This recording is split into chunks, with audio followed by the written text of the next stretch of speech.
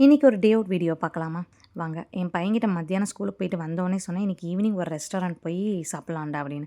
உடனே என் பையன் கேட்குறான், "என்னம்மா வேலண்டைன்ஸ் டே ஸ்பெஷலா?" அப்படின்னு. "உனக்கு எப்படிடா இதெல்லாம் தெரியுது?" அப்படின்னு கேட்டால், "இல்லைம்மா ஸ்கூலில் பேசிக்கிட்டாங்க" அப்படின்னு சொன்னால் எனக்கு சிரிப்பே வந்துருச்சு. ஸோ நாங்கள் வந்து ஈவினிங் ஒரு 6:30 போல் தான் கிளம்பி டின்னர் சாப்பிட்லாம் அப்படின்னு. இது எல்லோ ட்ரீ அப்படிங்கிற ஒரு ரெஸ்டாரண்ட் வந்து அடிக்கடி நாங்கள் போகிற வர்றப்பெல்லாம் பார்த்துட்டே இருப்போம்.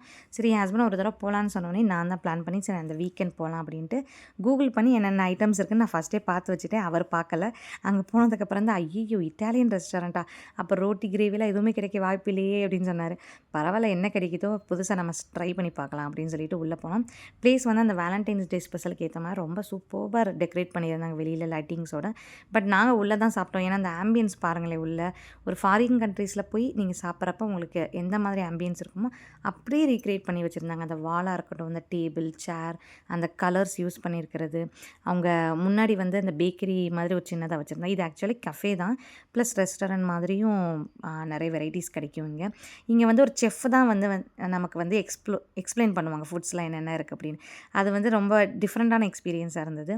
நாங்கள் 2 மீல் ஆர்டர் பண்ணியிருந்தோம். இதில் வந்து இந்த காம்ப்ளிமெண்ட்ரி 2 மாக்டெயில்ஸ் வந்து ஃப்ரீயாக கிடைச்சிரும். ப்ளஸ் வந்து நாங்கள் ஃப்ரெஞ்ச் ஃப்ரைஸும் செப்பரேட்டாக ஆர்டர் பண்ணியிருந்தோம். இது கூட இந்த மீலில் வந்து ஒரு சூப் சிக்கன், இது வந்து சூப் நினைக்கிறேன், சிக்கன் சூப், க்ரீமி சூப்.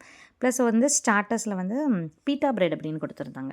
இதில் வந்து சும்மா 2, 3 பிரெட் பீஸ் தாங்க. மேலே வந்து சிக்கன், மஷ்ரூம் அது இதெல்லாம் வச்சு டாப்பிங் பண்ணி பார்க்க ஒரு க்ரியேட்டிவிட்டியாக கொடுத்துருந்தாங்க. அது கூட இந்த சிக்கன் லசானியா அப்படிங்கிறது வந்து அடிக்கடி ஷார்ட்ஸில் பார்த்துருக்கேன். பட் எப்படி இருக்குன்னு ட்ரை பண்ணலான்ட்டு வாங்கினேன். கொஞ்சம் அந்த சீஸ் டாமினேட் பண்ண மாதிரி இருந்தது. மற்றபடி டேஸ்ட் நல்லா இருந்தது. ஒரு டிஃப்ரெண்ட்டான ஃபுட் எக்ஸ்ப்ளோர் பண்ணோன்னா சில பல மைனஸ் ப்ளஸ் எல்லாம் இருக்கும் இல்லையா? ஸோ க்ரீமி ப்ரான்ஸும் இன்னொரு மீல் ஆர்டர் பண்ணியிருந்தேன். அது கூட பொட்டேட்டோ, லீஃபி ப்ளஸ் அந்த ஃபிக்கெல்லாம் வச்சு ரொம்ப க்ரியேட்டிவிட்டியாக கொடுத்துருந்தாங்க. இந்த ஃபுட்டு க்ரியேட்டிவிட்டிக்காகவே நம்ம வந்து இவ்வளோ காஸ்ட் வந்து நம்ம கொடுக்கலாம். இது கூட 2 டெசர்ட், மேங்கோ பனகோட்டா ப்ளஸ் ஒரு சாக்லேட் டெசர்ட்டும் ஆர்டர் பண்ணியிருந்தோம். சாக்லேட் டெசர்ட் கொஞ்சம் ஓகேவா இருந்தது. பனகோட்டா கொஞ்சம் புளிப்பாக ஏதோ ஒரு லஸ்ஸி சாப்பிட்ட ஃபீல் தான் இருந்தது.